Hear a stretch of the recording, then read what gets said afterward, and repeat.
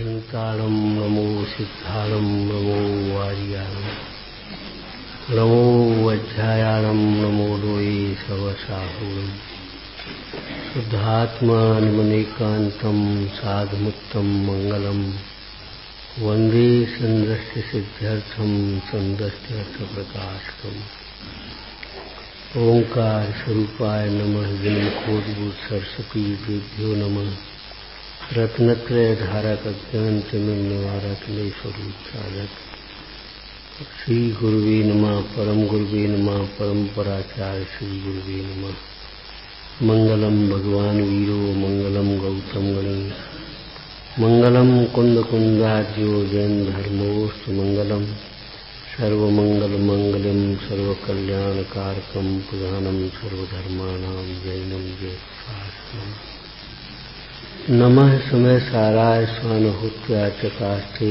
स्वभावाय भावाय सर्वभावान तदक्षिते।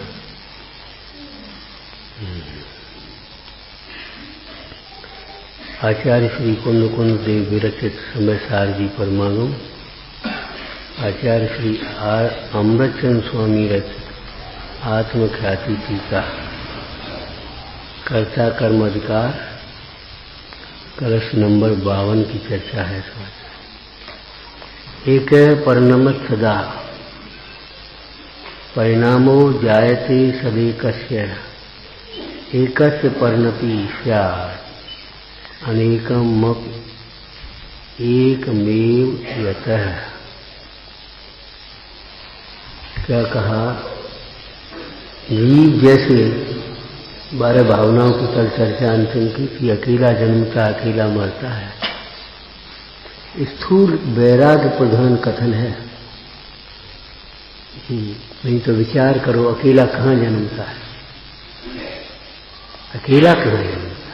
No कर्म की अपेक्षा बहुत से कथन ऐसे ही आए, न कुछ लाए हैं न कुछ ले जाएंगे। कैसे कहते हो आप? सर्वथा सत्यार्थ है, कुछ नहीं लाया। नहीं लाए तो ये विचार करो ये सामग्री कैसे मिल गई, बहुत पुण्य लेकर के आए। अब जैन कुल में जन्म लिया, संस्कारी माता मिल गई, वितरागी देवगुरु मिल गए, जिनवाणी मिल गई। ये कुछ लेकर के नहीं आए तो वैसे ही चले आए।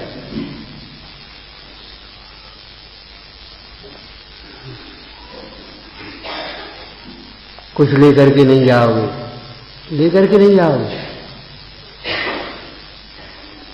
अरे मोक्ष में भी जीव जाता है तो अपने अनंत गुणों का वैभव लेकर के जाता है।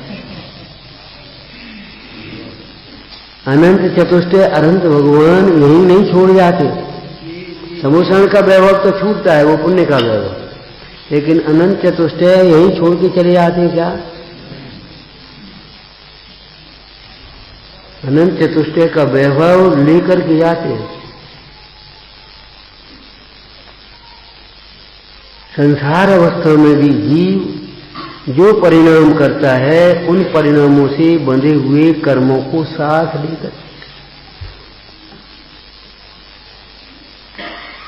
अनादि संबंधों से तेजस और कर्मण शरीर अनादिकाल से जीव के साथ लगे हैं और जब तक लगे हैं तब तक संसार है।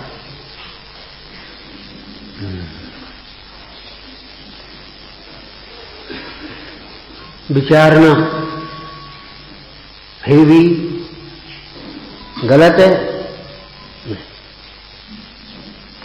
ध्यान रखना, हमारी एक आदत बहुत ऐसी पड़ गई है दूसरे की बात को, दूसरे कथन को गलत कहने की। विविक्षा भेद अलग है और विरुद्ध और गलत अलग है। विविक्षा भेद को विरुद्ध समझ लेना या गलत समझ लेना, ये तुम्हारे अज्ञान का द्योतक है।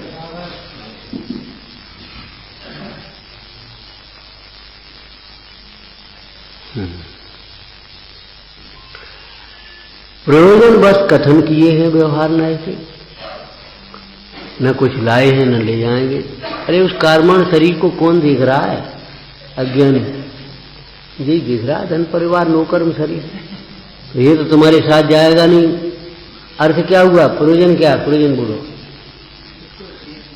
इसकी तृष्णा से अपने भाव मत बिगाड़ो। इस परिग्रह के लक्ष्य से अन्याय मत करो, अनीति मत करो, इस शरीर के मोह से अवक्ष भक्षण मत करो, इस शरीर की सुंदरता का अभिमान मत करो। किसी प्रकार की कोई तुम्हारी भाषा की कुरूपता हो, रूप होता है, कुरूप और सुंदर रूप तो होता ही नहीं है, ये तो तुम्हारी कल्पना है अज्ञान की। लेकिन हमने आपकी भाषा में प्रयोग किया। मान लो कोई कुरूपता है तो दीनता करने की जरूरत नहीं है, ये तो यही रह जाएगा, इसमें क्या दम है। रास्ते में जाते हुए बीच में कहीं पानी पीना है बैठ करके, तो देखो कोई साफ सी जगह, अब साफ सी जगह मिल गई, अरे साहब यहाँ ऐसा कर दें यहाँ, अरे क्या करना, 10 मिनट पानी तो पीना, और करना क्या। अगर वहां रुकना ही नहीं है तो उधर देखेंगे ही नहीं। 10 मिनट रुक करके पानी भी पीना है तो वहां झाड़ करके थोड़ा साफ करेंगे, क्यों भाई नहीं करेंगे, देखेंगे अगल बगल गंदगी तो नहीं पड़ी, चाहे कहीं पानी तो पी नहीं रहे, साफ करेंगे।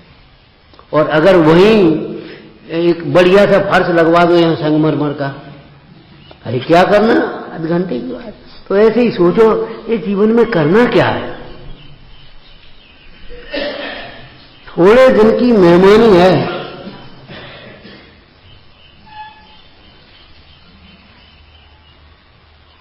विचार करो, समाधि मन में एक लाइन आई, 1 ग्राम जाने के कारण करे सुभाषो प्यारे, जब परगत को करे प्यारे क्यों नहीं सोचत प्यारे।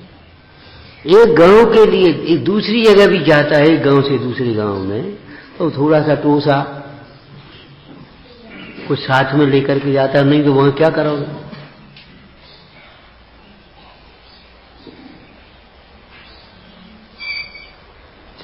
विचार करो, परभव में जाना है, क्या लेकर के जाओगे, कहां जाओगे, कहां ठहरोगे, कुछ पता ठिकाना है कि नहीं।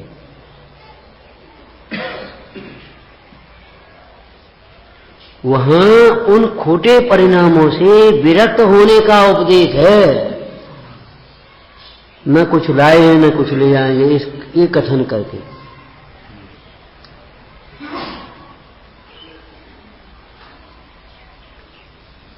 अकेला जन्मता है, स्थूल दृष्टि से अकेला कहा गया, लेकिन सूक्ष्मता से देखें तो एकत्व विभक्त आत्मा अकेला कैसे जन्मेगा। अकेला जीव जन्म सकता है, एकत्व को भूलकर, अपने एकत्व को भूलकर शरीर में एकत्व करने का अर्थ मानना, जानना, विचारना, समझ बैठना, यही जन्म का कारण है।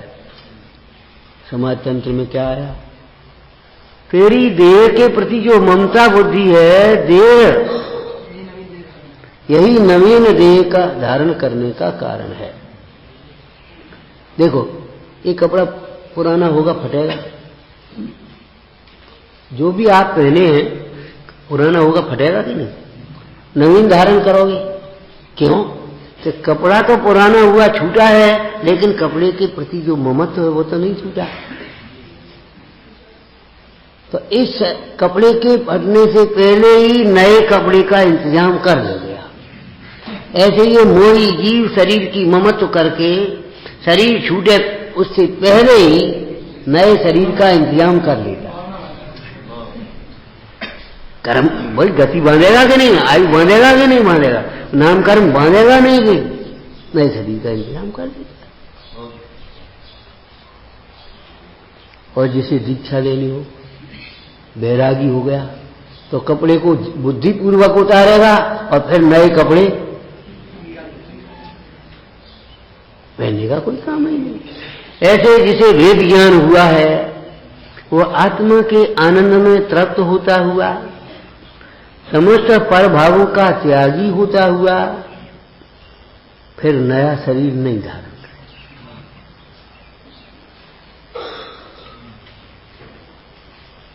कर्म जनक जन्म न धरे, पिए न जननी खीर। कौन कौन? अंतरंग में ध्यान से देखे जो अशरीर। क्या कहा?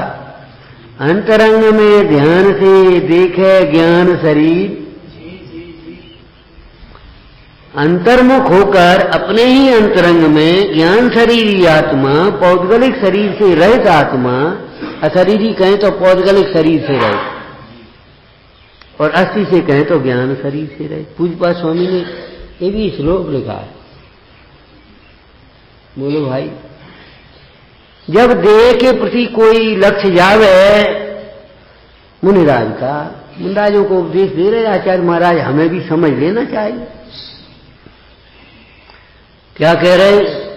जब कोई शरीर की ओर लक्ष्य जाए तब वे उत्तम शरीर का विचार करते हैं।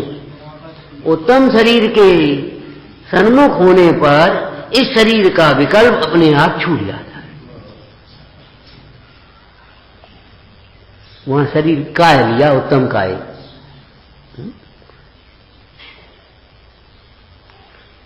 जब तक तू संसार की ओर देखेगा, संसार में भ्रमेगा, शरीर की ओर देखेगा, शरीर धारण करेगा। जब तक कर्म फल को भोगेगा तब तक नए कर्म बांधेगा। जब ये जीव वेद ज्ञान पूर्वक अपने ज्ञान शरीर में ज्ञान अपना ममत्व करता है, अहम करता है। ममत्व करने का अर्थ समझ गए होंगे क्या? यही मैं हूं, मैं तो ज्ञान शरीरी हूं। ज्ञान शरीरी अशरीरी प्रभु सब कर्मों से न्यारा है।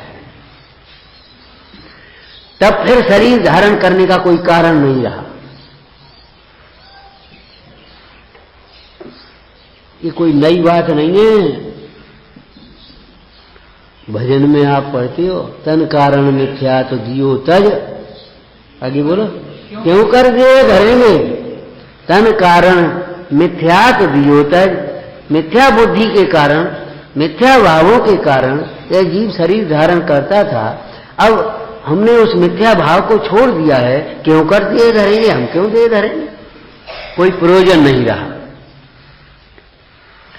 जैसे ईश्वर सृष्टि के निषेध में एक ये भी तर्क है क्या, कि कोई भी बुद्धिमान व्यक्ति बिना प्रयोजन कार्य नहीं करता है। आप अपने घर जा रहे, एक काम करो, बिस्तर रख लो थोड़ी, और कोई, अरे भाई घर थोड़ा सा नाश्ता बना के, और घर जा रहे हैं, घर क्या जरूरत है? घर में जाने के लौकिक घर में जाने के लिए भी आप कितने फ्री हो जाते हैं, कुछ साथ ले जाने की जरूरत नहीं है, तो अपने घर में जाना है, क्या जरूरत है? विचार करो। ये तो आचार्यों के उपदेश है समझाने के। जिस पर्वत की शिखर पर, चोटी पर बिना भार के ही चढ़ना मुश्किल है, भार लेकर के कौन चढ़ेगा? ये परिग्रह का भार लेकर के मुख्य मार्ग में कैसे चलोगे?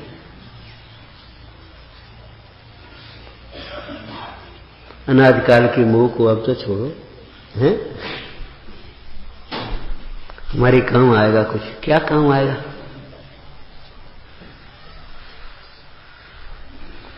विचार करो। एक परिणमित सदा। जब तक ये जीव अपने स्वरूप को भूला है, अपने एकत्व को भूला है, तब पर में एकत्व होता है। पर द्रव्य जबरन तुझे एकत्व बुद्धि नहीं कराते, अपना नहीं मनवाते। शरीर कहता है तुम हमें अपना मानो, ये अचेतन पदार्थ कहते हैं तुम हमें अपना मानो, इष्ट मानो, और राग करो और दुखी हो। ये खंबा कहता है तुम हमसे टकराओ और सिर फोड़ो और फिर रो। ये खंबा ये कहता है क्या? रास्ते में पड़ा हुआ पत्थर भी कहता नहीं है कि तुम अंधे होकर के चलो और टकराओ, फिर दो चार गालियां दो और दुखी हो।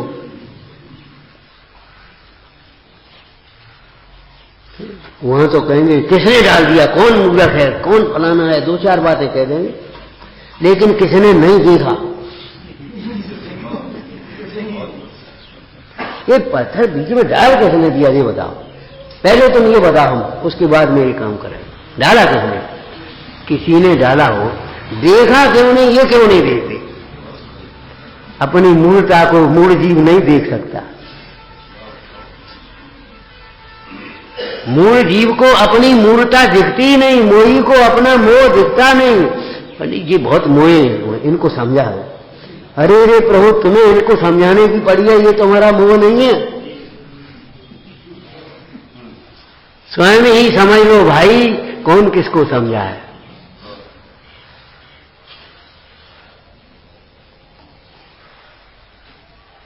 इसका समय आएगा, विनय भक्ति विशुद्धि होगी, पुरुषार्थ जगेगा, स्वयं से समझेगा, बाद बाकी कौन समझा सकता है। कई बार ये प्रशस्त परिणाम, दूसरों को समझाने के परिणाम से अपना जीवन चला जाता। कितनी कसाएं होती हैं। हम तो इतनी दूर से आए, तुम इतना नहीं कर सकते, तुम ऐसा नहीं कर सकते, भैया है समझ तो लो। समझ में तुम्हारी आ रहा है कुछ कि नहीं आ रहा, ऐसे बैठ जाते हो आकर के, कोई मतलब नहीं है। काहे को ये कसाएं कर रहे, क्या मतलब है? तुम्हारी समझ में आया कि तुम नहीं समझा सकते। समझने लायक बात ये है, किसने डाला पत्थर ये देख रहा है, और किसने नहीं देखा ये देख नहीं रहा। अरे रास्ते में न जाने कितने पत्थर पड़े होंगे, मूलों की कमी थोड़ी है। अपन लोग इतने बैठे रोज शास्त्र सुनते, स्वाध्याय करते हैं, अपने को धर्मात्मा भी समझते हैं थोड़ा बहुत, लेकिन रास्ते चलते केले खा करके खिड़की में से फेंक देते हैं, वहीं से उठा करके थूक देते हैं। इतने तो सभ्य नागरिक जो तत्व ज्ञान से शून्य वे भी नहीं करते। इंग्लैंड में चले जाओ, अमेरिका में चले जाओ, कूड़ा कूड़ा ही दान में डालेंगे। आपको मालूम है, यहाँ ऐसे लोग गए थे लंदन में, और एक ने केला खाया, छिलका फेंक दिया। ड्राइवर ने गाड़ी रोकी, छिलका उठाया और वहां उस डिब्बे में डाला, तब गाड़ी चलाई। आज तुम कह रहे हो किसने डाल दिया? अरे तुम्हें जैसा हुआ कोई।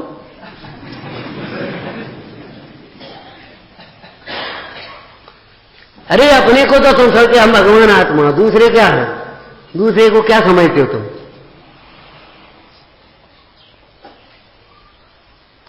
अगर आप भगवान आत्मा हैं तो ये बताओ, विश्व का कौन सा जीव ऐसा है जो भगवान आत्मा नहीं है? एक इंद्रिय जीव भी भगवान आत्मा है। अभिमान काय का ये बताओ। भगवान आत्मा का ज्ञान होने पर तो मिथ्या अहंकार का विसर्जन होता है, और भगवान आत्मा में अहमपना हुए बिना मिथ्या अहंकार का विसर्जन होता ही नहीं, छूटता ही नहीं अभिमान, बिना भेद ज्ञान के। कोई कहे हमको अभिमान नहीं है, इनको अभिमान नहीं है, और भेद ज्ञान अगर नहीं है तो झूठ बोलते हैं। बिना भेद ज्ञान के अभिमान छूटता ही नहीं है। अहंकार तो होगा ही, अगर सम्यक अहंकार नहीं होगा, माने अहम में अहमपना नहीं आएगा, तो पर में अहमपना आए बिना नहीं रहेगा, रोक नहीं सकते आप। जागते नहीं हो तो सो रहे हो, नियम की बात। दो अवस्थाएं हैं। तो अपने एकत्व को भूलकर का अर्थात किसी ने बुलाया नहीं। भूल करके तो एक सामान्य शब्द है, उसका अर्थ क्या लेना चाहिए यहाँ भूल में? अनादि से ही न जानकर। भूल गए ऐसा नहीं, पहले से ही जानते नहीं हो। भैया बताना इसका 195 नंबर का कलश बताना। बोले भूल गए साहब, तो तुमने कब पढ़ा था? कि कभी नहीं, आज सुन रहे। तो भूल गए कि जानते ही नहीं? थोड़ा सा अंतर है कि नहीं? लेकिन जो वर्तमान में कोई जानते हुए भी भूल गया है या जानता नहीं है, उसकी दशा एक सी है। भाई एक तो जानता ही नहीं, पढ़ा ही नहीं उसने, और एक जानते हुए भूल गया। अब दशा तो एक ही हुई कि नहीं हुई? तो सामान्य भाषा में कह दिया भूल गया।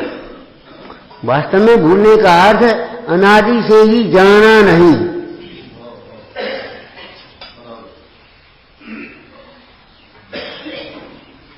लेकिन आचार्यों ने भी कैसा शब्द किया, मुट्ठी में रखे सोने को भूल गया हूं।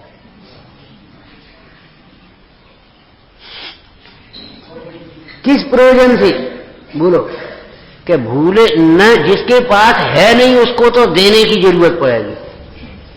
दिया नहीं जा सकता वो अलग बात है, लेकिन जो उसके पास है नहीं उसको देने की जरूरत पड़ेगी, और जिसके पास है उसको तो याद दिलाना है। हमारे भगवान सुख देते नहीं, याद दिलाते तुम्हारा सुख तुम्हारे भीतर है।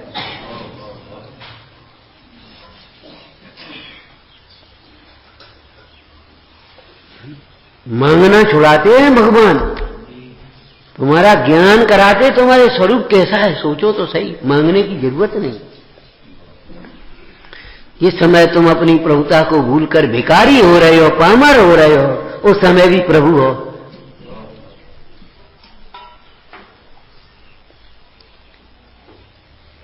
देह में एकत्व बुद्धि के कारण अपने एकत्व व्यक्त आत्मा का तिरोभाव हुआ है, अभाव नहीं। तिरोभाव ढक गया है। बादलों के होने पर भी सूर्य ढक गया है, सूर्य का अभाव नहीं हो गया है। दृष्टांत एक देश होते समझ लेना चाहिए। कर्म के आवरण होने पर भी, रागादिक विकार होने पर भी ये भगवान आत्मा सदा काल विकारी है। विकार जीव के स्वभाव में नहीं घुस गया, यह स्वभाव में घुस जाए तो उसका अभाव नहीं होगा।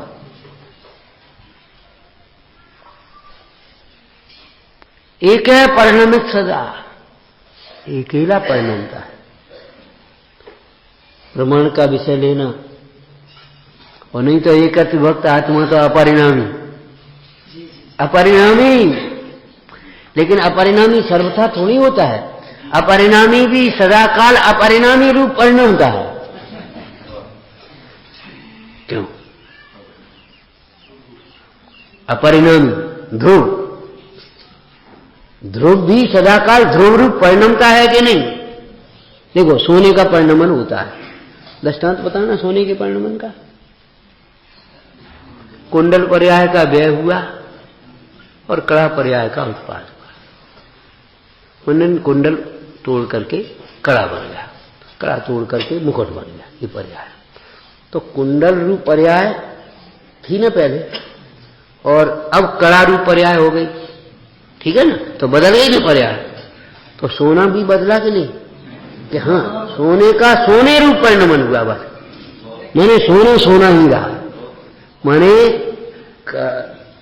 कुंडल रूप पर्याय का व्यय होकर जो कड़ा रूप पर्याय आई है, वह पर्याय कहीं अधर्म से नहीं आई और अधर्म में नहीं आई, उसके साथ उसका स्वर्ण तो आया है।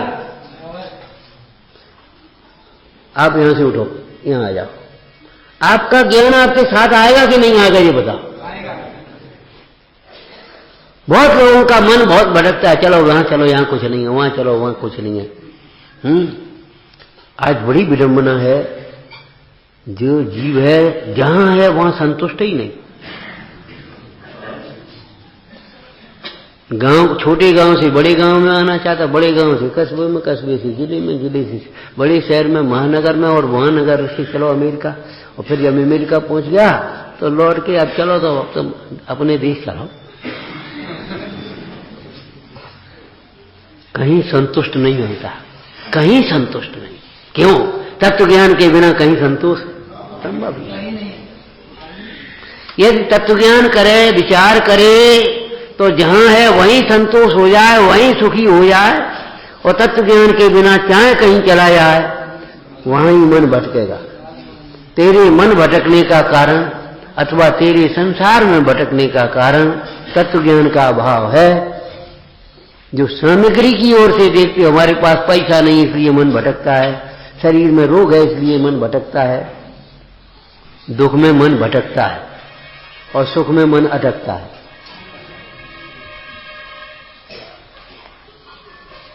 अब तो यहीं रहो आराम से, ऐसा लगता है यहीं रहो। अटक गए कि नहीं अटक गए? और अच्छा नहीं लगे, चलो अब तो चलो 4 दिन हो गए, चलो अब वहां भी सुनेंगे, वहां भी देखेंगे, चलो एक दिन बंद नहीं करें आप, चलो वहां चले जाएं, चलो अपने और चीज घूमे आए, फिर टाइम नहीं है। जब तकलीफ है तो मन भटकेगा। यदि रोगी हुआ और रोग में एक वैद्य है, उसका फैमिली डॉक्टर जिसको आप कह देते हो, उसने दवा दी, ठीक हो गया, कोई बात नहीं, अपना आनंद है। और अगर उसने 4 दिन दवा दी और ठीक नहीं हुआ, फिर मन भटकता है, चलो न हो वहां दिखाया, चलो उसकी दवाई है, 4-6 जगह दिखाया, दवाई ली, नहीं कुछ और चक्कर तो नहीं।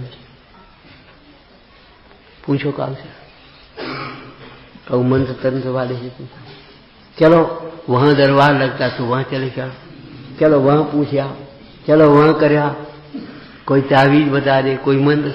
माने जब अपने दुख है और दुख दूर होने का उपाय नहीं जानता तब भटकता है। सैद्धांतिक रूप से बात बनाना, तेरे मन भटकने का अथवा तेरे संसार में भटकने का कारण तेरा ही अज्ञान है, दूसरा कुछ भी नहीं। जहां आप जाओगे वहां आप पूरे जाओगे, अधूरे तो नहीं जाओगे। द्रव्य को पर्यायात्मक वस्तु पूरी जाएगी कि नहीं? ये कहकर के क्या कहना चाह रहे हैं? जहां आप जाओगे वहां आपके परिणाम जाएंगे कि नहीं? जिन परिणामों के कारण से आप यहां दुखी हैं, उन परिणामों से तो वहां भी दुखी हो।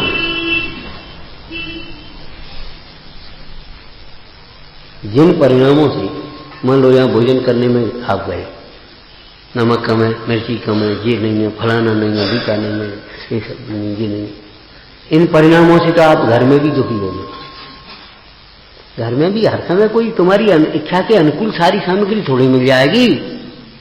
कभी स्त्री की तबीयत खराब है, कभी बाहर चले गई, कभी अकेले रह गए, कभी कुछ हुआ, कभी भूल गई, कभी कुछ हुआ, डबल हो गया, कभी कुछ हो गया। ये तो सब घर में भी लगा रहता है। ऐसा तो नहीं कि घर बैकुंठ है। जो हमारे बच्चे कई बार तो हम घर जा रहे हैं, अब तो इससे तो अपने घर रहेंगे। मैंने कहा बेटा घर मोक्ष नहीं है, भ्रम में मत रहना।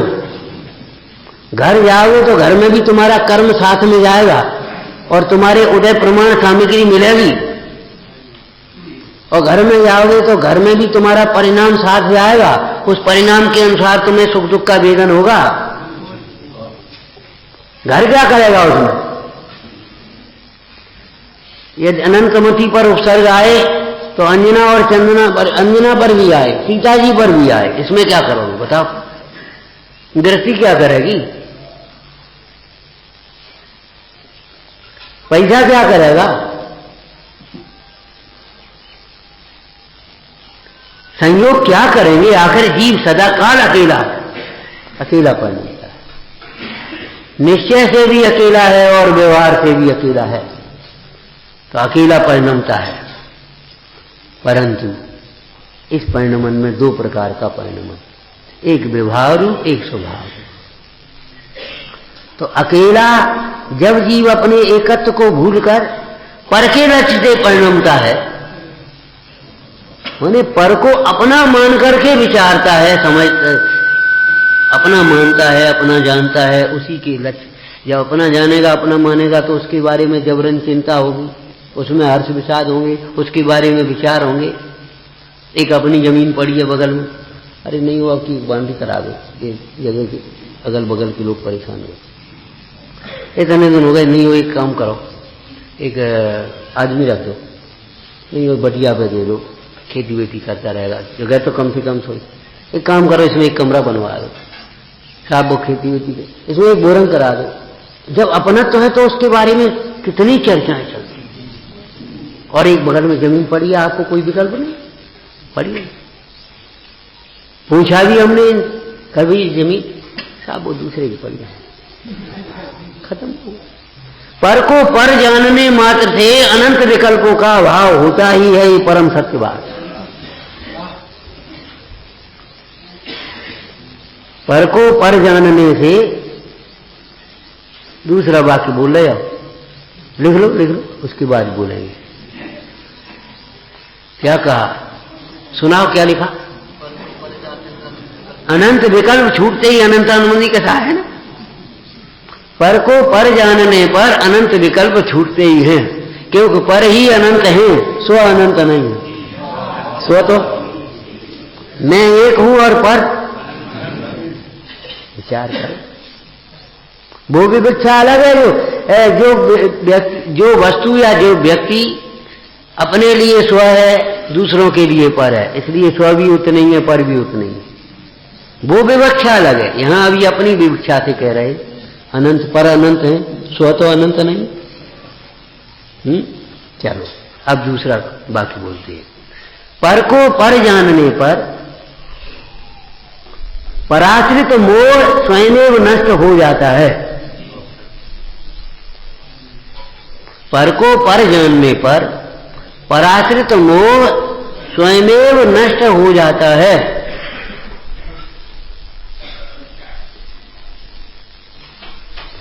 जैसे सूर्य की धूप सूर्य के साथ अपने आप घूमती है, अपने आप चली जाती है।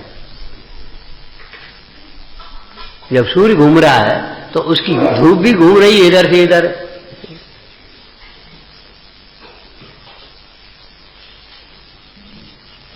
जब तेरी दृष्टि घूमती है, भ्रमती है, तो तेरा भ्रमण भी संसार में होगा ही, तू भी भ्रमेगा। मोह का आश्रय क्या है? परद्रव्य। राग का आश्रय क्या है? परद्रव्य। द्वेष का आश्रय क्या है? परद्रव्य। तो जब तक ये जीव अपने एकत्व को नहीं जानता है, जानने का अर्थ बोलो, बोलो पहले जानने का अर्थ। स्वसंवेदन ज्ञान से जानना, स्वानुभव पूर्वक जानना। शरीर पर है कि स्व? आप सब जने कह देंगे पर है। किसके आश्रय से कहते हो? किसके आश्रय से कहते हो ये पर है? ये चश्मा आपका है? नहीं। किस आश्रय से कहते हो? कैसे कहते हो?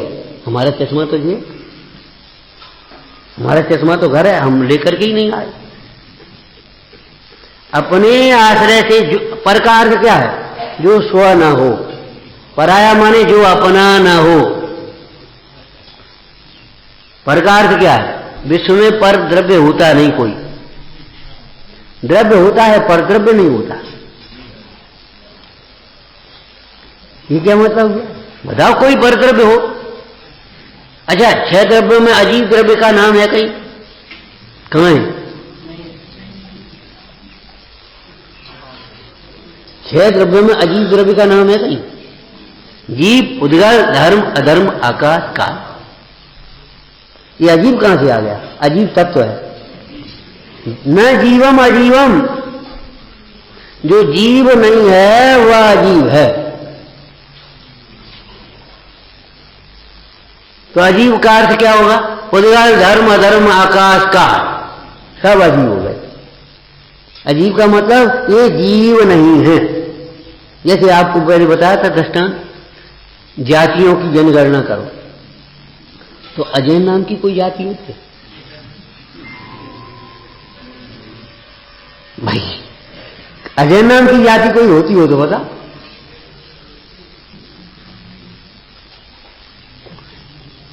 अगर आप जैनों की जनगणना करेंगे तो सारी जनसंख्या को 2 भागों में बांटना ही होगा, एक जैन, बाद बाकी।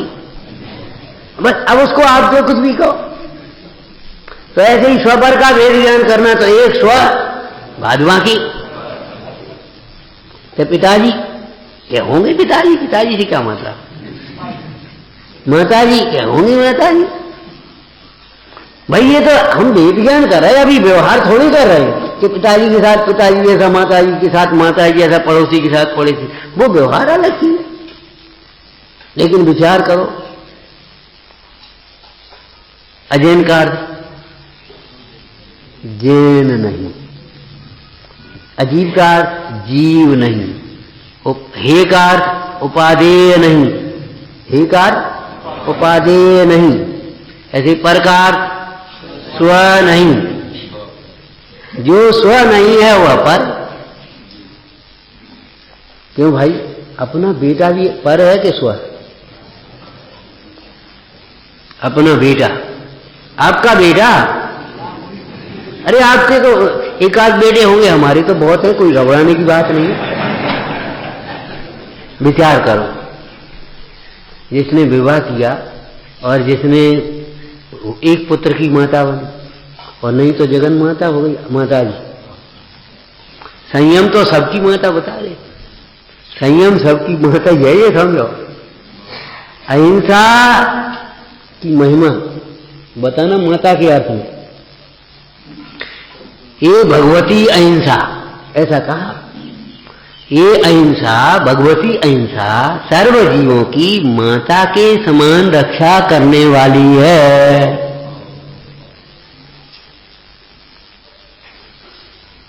माता तो कदाचित कुपित हो जाए, ऐसे भी प्रसंग में माता कुमाता हुई, माता पुत्र का ही भक्षण कर गई, माता पुत्र का भक्षण कर गई, अगले भव में श्यालनी व्याघ्री बन करके सुकौशल के बाद में की यहाँ सर्पणी कुकरी आदि को भक्षण कर ही जाती, भूख के कारण से अपने बच्चों को खा जाती।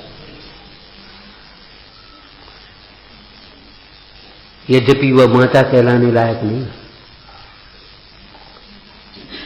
क्या कई ने यही तो पश्चाताप किया कि अभी तक ये सुनते थे पुत्र को पुत्र होता है, लेकिन पुत्र पुत्र ही रहा कुमाता माता, उल्टी हो गई विधाता। राम आज भी राम है, और राम का कितना स्नेह, कितना प्रेम, कितना त्याग, कितना राम का आज भी राम। और मैंने क्या सोचा कि भरत को राज दे दो। मैंने धिक्कार है मेरी उसको बुद्धि को जो राम में और भरत में अंतर जाना। ये भरत मेरा पुत्र और राम किसका पुत्र?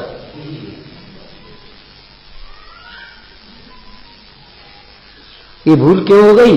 ये शरीर है तो मैं के कई हूं। शरीर में एकत्व बुद्धि अनंत विकल्पों को, अनंत पापों को, समस्त कसायों को जन्म देती है। समझो, शरीर में एकत्व बुद्धि नहीं छूटी तो ये समझ लो कोई पाप नहीं छूट पाएंगे। हल्के हो जाएं, ज्यादा हो जाएं, वो अलग बात है।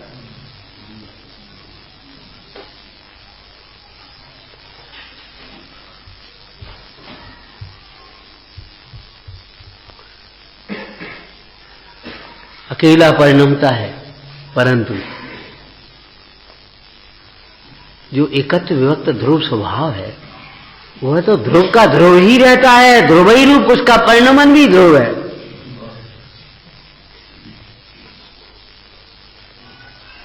उसका परिणमन भी ध्रुव है।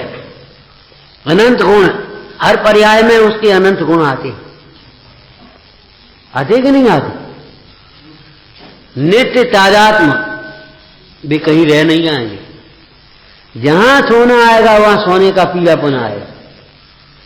किसी भी पर्याय में कितनी पर्याय बदल जाए।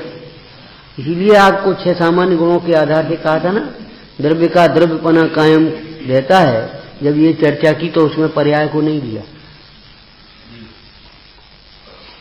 ये शक्ति के कारण द्रव्य का द्रव्यपना कायम रहता है, उसे गुण कहते हैं। क्यों घबरा क्यों गए? ठीक है ना, अगुर लघु गुण कहते हैं। उसकी व्याख्या करो। नंबर 1, द्रव्य का द्रव्यपना कैसे कायम रहता है? एक द्रव्य दूसरे द्रव्य रूप नहीं होता। शांति शांति।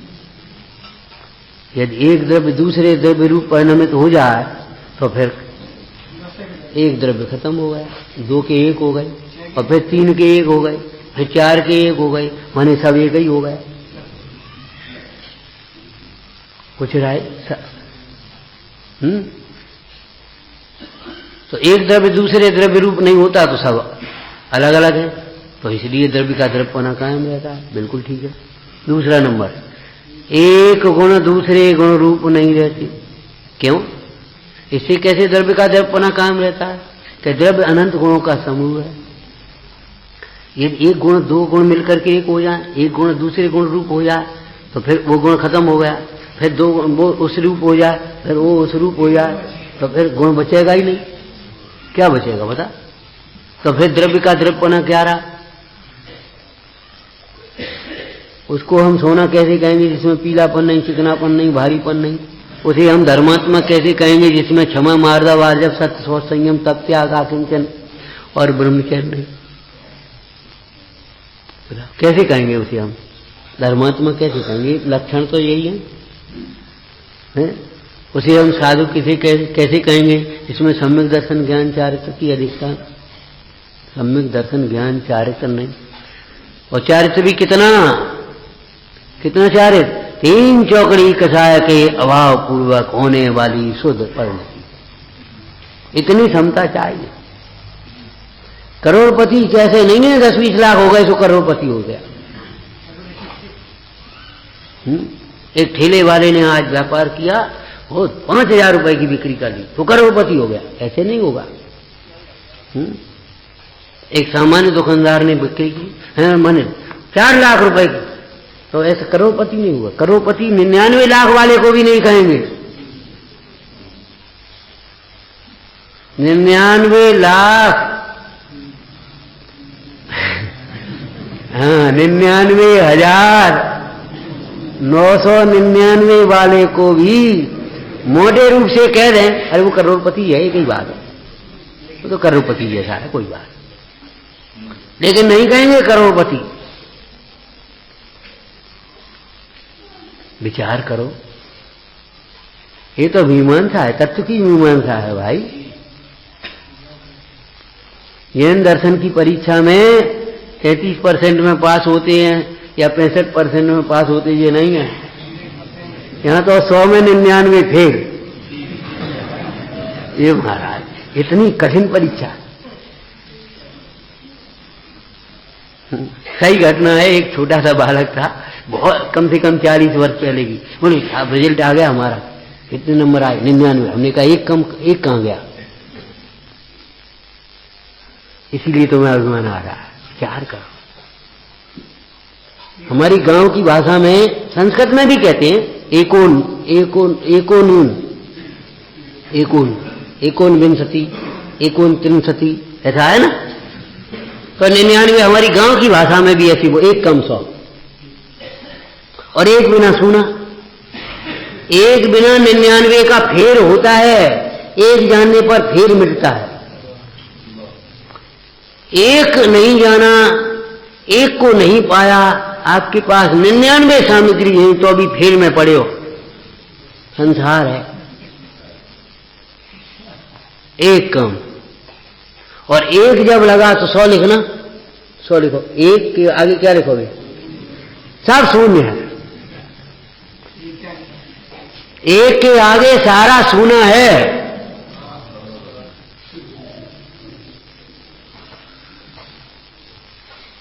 अहमिको अहमिको अहमिको। अवशेष ये सब स्वभाव है, मेरे से पर ही जानना सब शून्य हो गए। आत्म स्वभावम पर भाव भिन्नम कहो, शून्यम कहो, एक ही बात। और लोक व्यवहार में भी ऐसा ही है।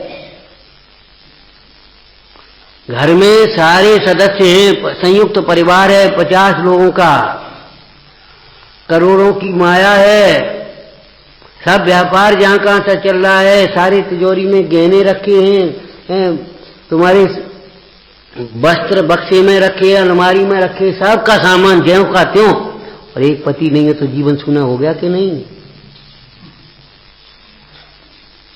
सब कुछ होते, कुछ ले तो नहीं गया पति। अरे कुछ नहीं ले गया कि कुछ नहीं रहा। वह एक पति है, बाद बाकी निकाल करके अगर राम के साथ सीता ऐसे चल गए, सब महल छूट गया, सब छूटा, तो भी सौभाग्यवती, प्रशंसनीय। ऐसे ये तुम्हारी परिणति अपने ज्ञायक भाव के साथ है, और बाहर में शरीर भी नहीं है, ऐसे सिद्ध भगवान परम पूज्य। और ज्ञायक भाव नहीं है अगर तुम्हारे ज्ञान में, और तुम्हें हजारों शास्त्रों का ज्ञान भी हो, बहुत सा पुण्य का वैभव हो, दुनिया तुम्हें भगवान की तरह पूजती मानती हो, कोई मतलब नहीं। सूना स्वानुभूति बिन जीवन सूना, राग जहर समझाने ने, यानी किसको कहेंगे? स्वानुभूति बिन जीवन सूना, राग जहर समझाने ने, वितराग के उपासक हैं। राग है हमारी परिणति में, लेकिन उस परिणति को न तो हम अपना स्वभाव जानते हैं और न उसे उपादेय जानते हैं, न उस राग की पूर्ति में सुख मानते हैं। इसलिए राग होते हुए भी हम वितरागता के उपासक।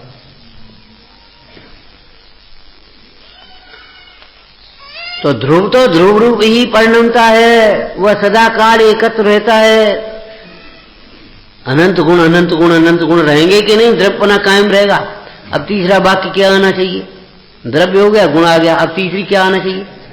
तो एक पर्याय दूसरे रूप पर्याय रूप नहीं होती, इसलिए द्रव्य का द्रव्यपना कायम रहता है।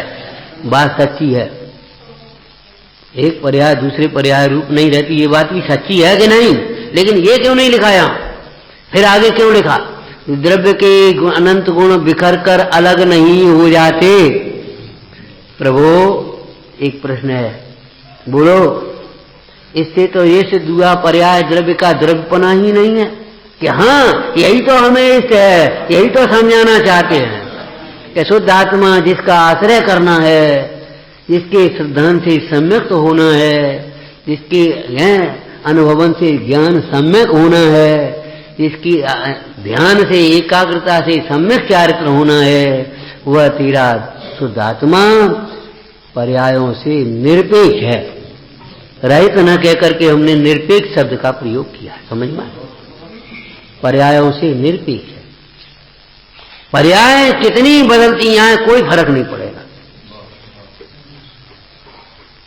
विचार करो, लौकिक का दृष्टांत दिया था आपको, याद है कुछ? दृष्टांत भी भूलोगे तो कैसे काम चलेगा? मीठी गोली भी मना कर दोगे तो दवाई कैसे खाएगा कड़वी? जो बालक मीठी गोली का मीठा वो चाशनी भी नहीं चाटना चाहता तो बताओ चाशनी में दवाई कैसे चाटेगा? दृष्टांत दिया था। कोई कन्या पर्याय को वर्ण नहीं करती, दूल्हे का वेश है उस समय जिसने वर्ण किया, अब वो वेश घर आकर के उतर गया, अब हम तुम्हें अपना पति कैसे मान रहे? ये तो वेश बदल गया तुम्हारा। नहीं, उसने उस वेश को वर्ण नहीं किया है, उस वेश से निरपेक्ष, वेश को धारण किए हुए भी वेश से न्यारा जो व्यक्ति है उसी को वर्ण किया है, उसी को पति माने। चलो अब उसकी भी पर्याय बदलती है। जिस समय वर्ण किया उस समय स्वस्थ था, अब कदाचित रोग हो गया तो अब हम तुम्हें पति नहीं मानेंगे, ऐसा कोई शीलवती नारी कहेगी? नहीं कह सकती। उस समय शरीर, उस समय का फोटो मिलाना, उस समय का फोटो मिलाना आप अपना जिस समय विवाह हुआ था और अब आज का शकल देखो तो। लेकिन वो आपकी जो पत्नी है वो ये थोड़ी कहेगी हम इनका हमारे पति तो देखो जी इधर ही। विचार करो, जितनी भी युवा और वृद्ध अवस्थाएं हैं, रोगी निरोगी अवस्थाएं हैं, धन निर्धन की अवस्थाएं, निर्धन हो जाए तो पति नहीं मानेगी। ये पाश्चात्य संस्कृति होगी, हमारी संस्कृति नहीं। हमारी संस्कृति में तो स्त्री पति का त्याग करके दीक्षा तो ग्रहण कर सकती है, वो पूज्य होती है, बाद बाकी एक स्त्री के दो पति नहीं होते।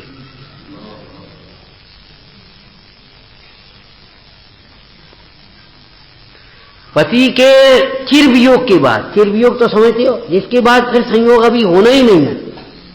एक तो वियोग चलेगा, 1 महीने में फिर आ जाएंगे, 2 महीने में फिर आ जाएंगे, चलो 3 साल की पढ़ाई करने गए अब फिर आ जाएंगे, चलो 4 वर्ष को अमेरिका चले गए फिर आ जाएंगे। एक चिरवियोग, बस उसके बाद फिर अब कोई संयोग नहीं, जिसको मौत कह देते आप, मरण कह देते। तो स्त्री पति के वियोग के बाद भी, मालूम है आपको, एक वैधव्य दीक्षा होती है हमारे यहाँ चैनन योग में, वैधव्य दीक्षा। दीक्षा माने से समझते खाली मुनि होते होंगे, ऐसा नहीं, क्षुल्लक दीक्षा होती है, अलग दीक्षा होती है, ब्रह्मचारी की भी दीक्षा होती है और श्रावक की भी दीक्षा होती है। श्रावक दीक्षा, श्रावक के नियमों का धारण करना। दीक्षा माने नियम का धारण करना। साधु दीक्षा माने साधु के नियम अंगीकार कर दिए हैं। ऐसे ही वैधव्य दीक्षा होती है चैनन योग में, जानते हो क्या है भैया? वैधव्य दीक्षा का मतलब जो पति का वियोग हुआ, अब वैधव्य आ गया तो अब वह ब्रह्मचर्य को धारण करेगी। सारा श्रृंगार, सारा उल्टा सीधा खान पान और विवाह शादी आदिकों में जाना आना सब बंद, अब अपने धर्म ध्यान में जीवन को लगाएगी। इसका नाम है वैधव्य दीक्षा। पति के साथ जलने की बात नहीं है, मोह में मत जलो, अपने जीवन का सदुपयोग करो, जीवन का सदुपयोग करो। दुर्लभ मनुष्य पर्याय जो ही रो रो करके खोने लायक नहीं है, आत्म साधना करके आनंदित होने लायक। ये तो संयोग का वियोग है, होता है, इसमें क्या दम है? पैसा आया चला गया, रोग आया चला गया, संयोग हुए चले गए, पति का संयोग, स्त्री का संयोग, पुत्र का संयोग, पिता का संयोग, ये तो सब संयोग है, वियोग है। हैं, हम तो वह तत्व हैं जिसमें न संयोग है न वियोग है, और हम उन भगवंतों के भक्त हैं जिनके न संयोग है न वियोग है। न तेरे कभी होत भवरोग न इष्ट वियोग अनिष्ट संयोग न, है ही नहीं। आपको मालूम होना चाहिए प्रवचन करने की भी एक बाघ दीक्षा होती है। साधु साध दीक्षा लेने के बाद भी प्रवचन के अधिकारी नहीं होते। चुपचाप सुनो, पढ़ो, स्वाध्याय करो, आराधना करो, अपनी चिंतन करो, मनन करो, खूब ध्यान करो, खूब करो। उपदेश देने के अधिकारी तब होते हैं जब आचार्य भगवान उन्हें बाघ दीक्षा दे।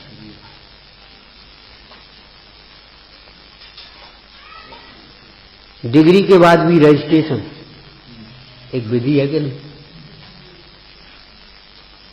आपको डॉक्टर की डिग्री मिल गई, रजिस्ट्रेशन भी तो चाहिए साथ में। रजिस्ट्रेशन का मतलब क्या बोलो? अधिकृत हो गया। लाइसेंस रजिस्ट्रेशन माने अधिकृत विक्रेता। ऐसे ही आप चिकित्सा करने के अधिकारी हो गए, शिक्षा देने के शिक्षक की अधिकारी हो गए, ट्रेनिंग हो गई, आपको सर्टिफिकेट मिल गया। अब आप तो ये मुख्य मार्ग का उपदेश चाहे कोई चाहे जैसे चाहे जब चाहे जहां चाहे जिसको दिया जाएगा। जिन्हें अपना कल्याण करना है, पंडित टोडरमल जी क्या कहते हैं? उचित शास्त्र को, चाहे किसी शास्त्र को जिसमें विषय कथाएं का पोषण हो, ऐसा शास्त्र नहीं, कुशास्त्र हो गया। जिन शास्त्रों को जिन शास्त्रों में चारों अनुयोग आ गए। क्यों? चारों अनुयोग में कहीं भी विषय कथाओं का वर्णन तो है, पापों का वर्णन तो है, लेकिन उनका पोषण नहीं है, उनको हे बताया छुड़ाया है। हमारे शास्त्रों में चक्रवर्ती का वैभव का वर्णन है कि नहीं? बोलो। पापियों की कथा भी है कि नहीं? धर्मात्माओं की कथा है, पापियों की कथा है, लेकिन पाप का पोषण तो नहीं है, चक्रवर्ती का पोषण तो नहीं है। चक्रवर्ती ऐसे वैभव को पाकर के परम सुखी हो गया, ऐसा तो नहीं लिखा। चक्रवर्ती ऐसे वैभव को पाकर के भी तृप्त नहीं हुआ और एक दिन विरक्त होकर के उसने सारे वैभव को जीर्ण तिनके के समान छोड़ दिया। आत्म वैभव की प्राप्ति के लिए, आत्म आराधना के लिए निर्गम दीक्षा अंगीकार की। यही तो वर्णन है। वैभव का ज्ञान कराया, हे पने ज्ञान कराया, भिन्न पने ज्ञान कराया, असार रूप से ज्ञान कराया, अनित्य रूप से ज्ञान कराया। ये सारा जगत कहा, जगत है नहीं है ऐसा नहीं, लेकिन जगत है सो असरण है, पर है, भिन्न है, न्यारा है, आशय करने लायक नहीं है। बहुत पहले नंबर का अर्थ बोलना मोटा, आश्रय करने लायक नहीं है, इसका मतलब अपना मानने लायक नहीं है। होना अलग बात है, अपना होना अलग बात है। आत्मा है और अपना है, आत्मा है और उपादेय है। आत्मा है, श्रद्धेय है, सभी तत्व सभी पदार्थ हैं, सत्ता से नकार नहीं हमारी, सबकी सत्ता है, स्वतंत्र स्वतंत्र सत्ता है, स्वरूप है, उनका परिणमन है, परंतु वे अपने नहीं हैं।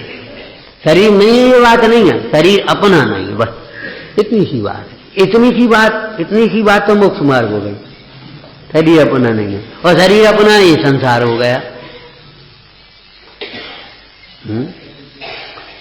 तो ये जीव जब परिणमता है तो अकेला परिणमता है। रागादिक विकारी परिणाम भी किसी दूसरे ने नहीं कराए हैं, वो विकारी परिणाम भी तुमने अपने अज्ञान से स्वयं किए। उसके कितने दृष्टांत आपको दिए होंगे। स्वयं राग रूप परिणमित नहीं हुए तो आज जिनका विवाह होकर के आया, ऐसे जम्बू कुमार रानियों के बीच में बैठे हैं और तो भी राग नहीं हुआ, और कोई मरे को याद कर करके रोए तो क्या करे? विचार करो। वैभव अभिमान का कारण नहीं है।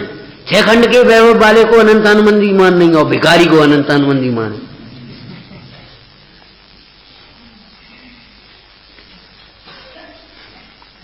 विचार ना। तेरे विकारी परिणामों का कारण भी कोई परद्रव्य नहीं है। परद्रव्य जबरन तुझे विकार नहीं कराते। विकार माने मोह नहीं कराते, राग नहीं कराते, द्वेष नहीं कराते, फल की अपेक्षा बोलो दुखी नहीं करते। परद्रव्य दुख के भी कारण नहीं है, सुख के कारण मानना तो बहुत बड़ी भूल है। जो परद्रव्यों को दुख का कारण भी मानता है वह अनंत काल में सुखी नहीं हो सकता। परद्रव्य को दुख का कारण भी मानता है वह पराधीन हो गया। तुम ऐसे बैठे, तुम हटो तो हम सुखी, हम काहे को हटे? क्यों हटे? तुम यहां से हट जा, क्यों हट जा? बताओ आप कारण तो बताओ। अरे तुम हट जा, क्यों हट जा? बताओ। हम जैन हैं, श्रावक हैं, सुन रहे हैं, हम सो नहीं रहे, हम कुछ अनुशासन भंग नहीं करे, क्यों हट जा? पाप के उदय में अनिष्ट सामग्री हटाए हटाए नहीं हटती। पुण्य के उदय में इष्ट सामग्री हटाए हटाए नहीं हटती, भगाए भगाए नहीं भगती।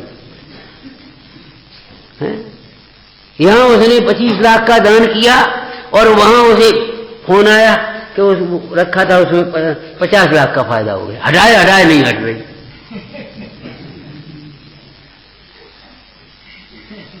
और बाद बाकी चौकीदार की तरह रखाए रखाए नहीं रह रही हैं। लॉकर में रखेंगे हम तो, और लॉकर के बदला करके चले जाते माल। अब लड़ते रहो, जो कुछ भी होगा जो होगा, लेकिन आज तो चला गया ना। पिताजी यात्रा को गए और उनके बेटे नहीं, कौन सा बेटा? कुपुत्र कुसंगति में पड़ा हुआ, उसने ही पूरे कागज बनवाए। पिताजी शांत हो गए और लगा करके बैंक में तुम्हारा पैसा निकाल दिया। सही घटना है। और एक नहीं 10-20 होंगी, पता नहीं। पहले यहीं आए थे, कौन आए थे? उसने वहां बताया था ऐसा ऐसा हुआ एक जगह। बताओ, बैंक की सुरक्षित है, बैंक में तो सुरक्षा है। आजकल चाहे किसी को देने का जमाना है नहीं, लौट के आए ना आए, तो बैंक में तो सुरक्षित, अपनी बैंक में रखो। अरे बैंक ही सुरक्षित नहीं, बैंक ही लूट जाती है, कैसी बात है? अरे रे प्रभु, विचार करो। ये वाक्य बहुत गहरेता से विचार करना।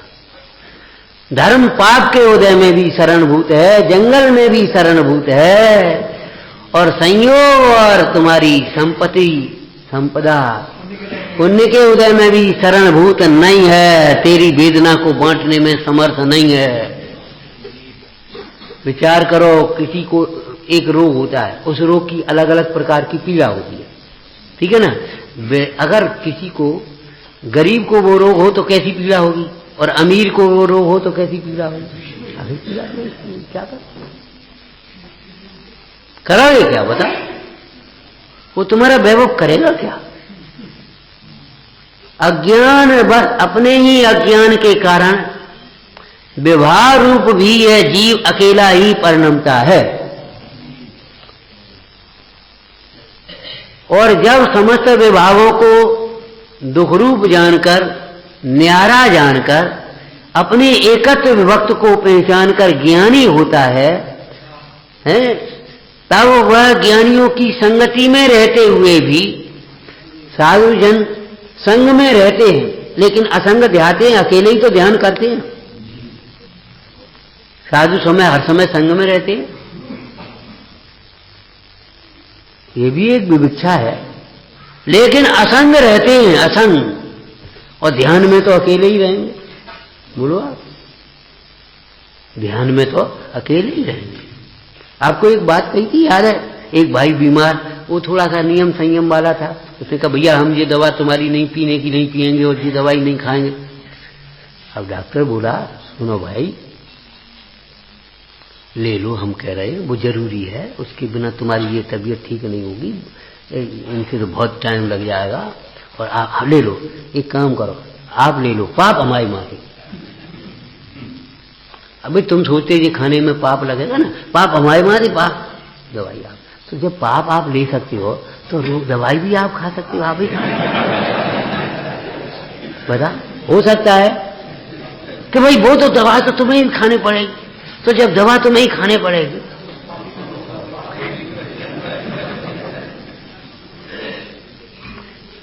मोहियों की बातों में मत आ जाना, चिंता मत करो हम तो हैं, तुम फिक्र मत करो, तुम तो चल रहे, कुछ नहीं कर पाएगा कोई।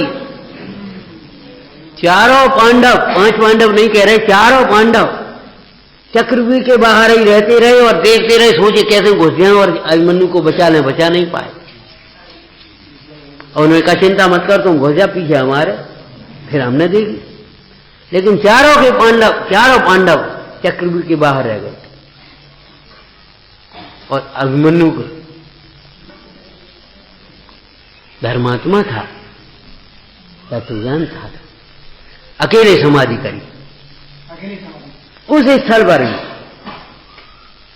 मरणासन अवस्था हो गई, सब लोग बैठ गए, अरे भाई ये तो बहुत अन्याय हुआ और ये बहुत हुआ। उसने साहब के प्रति क्षमा भाव और अकेले समाधि।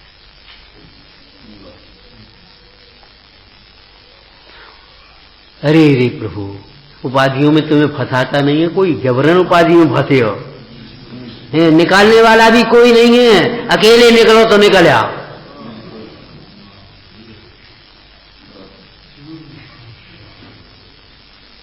कौन करे? एक है परिणमति,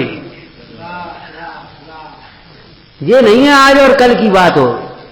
आपको कहा था ये जिनवाणी यूनिवर्सल ट्रूथ, सार्वकालिक सार्वभौमिक सत्य है, सापेक्ष सत्य नहीं है।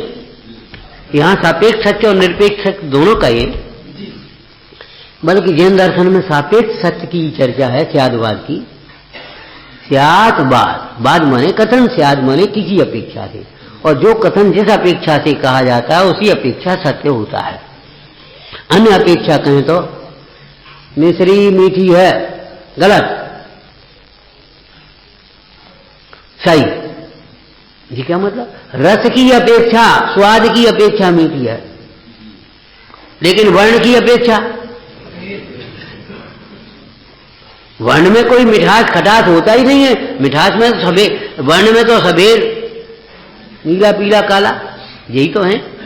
आप विचार करो, एक अपेक्षा कई वजह, दूसरी अपेक्षा असत्य हो गई। सापेक्ष सत्य की बात है।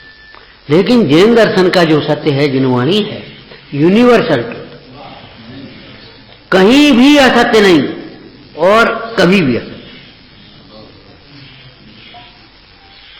सार्वकालिक सार्वभौमिक सत्य। कुछ समझ में आया? पाप सबको दुखदाई है, सदाकाल दुखदाई। धर्म सबको सुखदाई है, सदाकाल।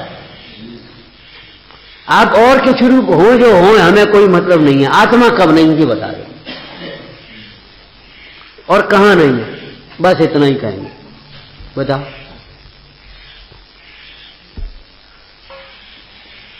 यहां आप सेठ नहीं हो, श्रावक। चक्रवर्ती ने हाथ जोड़े और अपने सारे सेवकों से कहा, सुनो, इस समय कोई हमें स्वामी शब्द से संबोधित मत करना।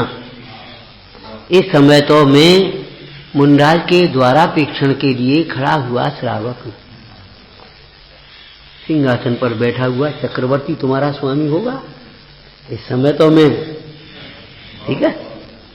तो आप सेठ जी नहीं हो, इस समय बाबूजी नहीं हो, जो कुछ भी नहीं हो, बालक नहीं हो, मां के पास चला होगा तुम्हारा बचपन आ जाएगा। अभी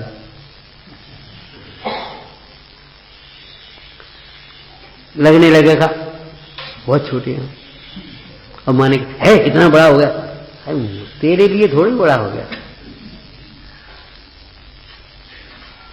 राष्ट्रपति बन गया और आया मां के सामने पैर, बेटा ये क्या कर रहा है? अरे तो तेरे लिए राष्ट्रपति थोड़ी तो क्या देश की नागरिक नहीं है मां? है, लेकिन मां का बेटा तो मां के लिए बेटा ही है ना। विचार करो तो गायक कब नहीं है ये बताओ, जीव कब नहीं है? ज्ञान से किसको सुख नहीं होता, कहां सुख नहीं होता बताओ? राग से किसको दुख नहीं होता, कब दुख नहीं होता बोलो?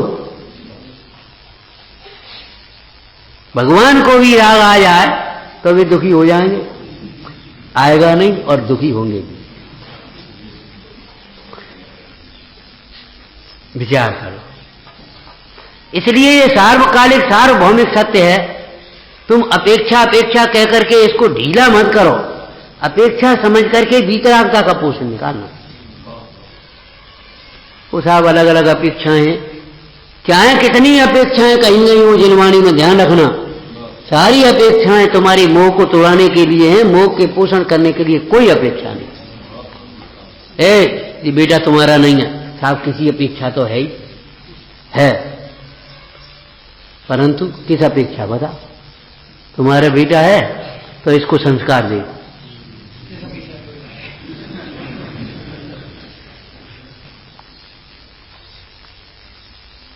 संस्कार दे, धर्म का उपदेश दे, तब तो तुम्हारी सुकुमार चरित्र में प्रश्न ही कर दिया है। वो लड़ते हुए चला आया, क्यों बड़े साधु बन गए, तुमने हमारी पुत्री को व्रत क्यों दिए, अनुव्रत क्यों दिए? पता नारसिरी कन्या को व्रत दिए। मुन्नाज बोले, क्रोधित क्यों होते हो? क्रोध में तो अंधा हो जाता है, समझो हमने अपनी पुत्री को व्रत दिए हैं, तुम्हें क्या दिक्कत?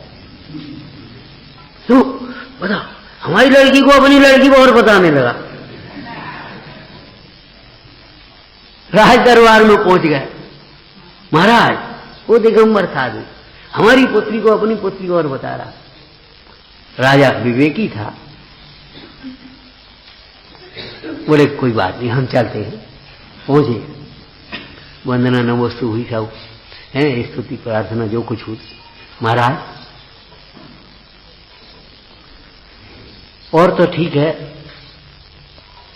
इसको आपने अपनी पुत्री कहा, भाई तुम्हारी पुत्री है तो तुमने क्या पढ़ाया, क्या सिखाया? अब वो तो क्रोध में था, क्रोध अंधा होता ही है, और क्रोध क्या समस्त कथाएं नहीं होती। तो आपने क्या पढ़ाया? अब आपने तो हमने बोल दिया शब्द हमसे निकलता नहीं, वो हम क्या करें हैं? आपने क्या पढ़ाया? तो उन्होंने कहा, हे वायुभूते, तूने जो शास्त्रों का अभ्यास किया उसको सुना प्रमाण, और वो सुना नहीं। अब सारी सभा दंग। राजा ने कहा, महाराज ये तो बात समझ में आ गई, आपने शिक्षा दी, लेकिन आपने वायुभूते कहकर के संबोधन किया, ये क्या? क्या पूर्व भाव में वायुभूति की पर्याय में हमने इसको शास्त्र शिक्षा दी। वैसे ही अगर आपने तत्व ज्ञान नहीं सिखाया, संसार में फंसने की कलाएं तो सिखाई, संसार से निकलने की, सुखी होने की, हर परिस्थिति में समता रखने की अगर शिक्षा नहीं दी तो आप सच्चे पिता नहीं है, सच पूछो। आपको बेटा कहने का क्या अधिकार, आपने दिया क्या? इसीलिए परमेश्वर को परम पिता कहा, गुरु महाराज को धर्म पिता कहा। क्यों कहा? जीवन जीने की कला सिखाते हैं जो भगवान, सुखी होने की कला सिखाते हैं, दुख से बचने की कला सिखाते हैं। अगर ये जिन वचन नहीं हो हमारे हृदय में, पुण्य के उदय के अभिमान में कौन रोक सकता है? जबरन आएगा। पाप के उदय में दुखी होने से कौन रोक सकता है? जरा से अपमान में दुखी, जरा से सम्मान में सुख, हर्षित, इन परिणतियों को कौन रोकेगा? एक ज्ञानवाणी से प्राप्त हुआ ये तत्व ज्ञान, स्वानुभव से प्रमाणित हुआ तत्व ज्ञान, यही जीव को विकारों से रोकने में समर्थ है। दूसरा कोई विकारों से रोकने में समर्थ नहीं। प्रथम दुख दूर करने में आपा पर का ज्ञान अवश्य चाहिए। जब अवश्य चाहिए तो फिर उसका इंतजाम करो। क्यों भाई, स्कूल में ड्रेस अनिवार्य है और पढ़ना है तो फिर अब कल सिलवा लेंगे, परसों सिलवा लेंगे, चालते क्यों हो? वो सिलवानी तो पड़ेगी। इसलिए आपा पर का ज्ञान अवश्य ही कर लेना चाहिए। ओम नमः। शोध स्वरूपी अविनाशी में आत्म स्वरूप सहजानंदी, शोध स्वरूपी अविनाशी में आत्म स्वरूप सहजानंदी, शोध स्वरूपी अविनाशी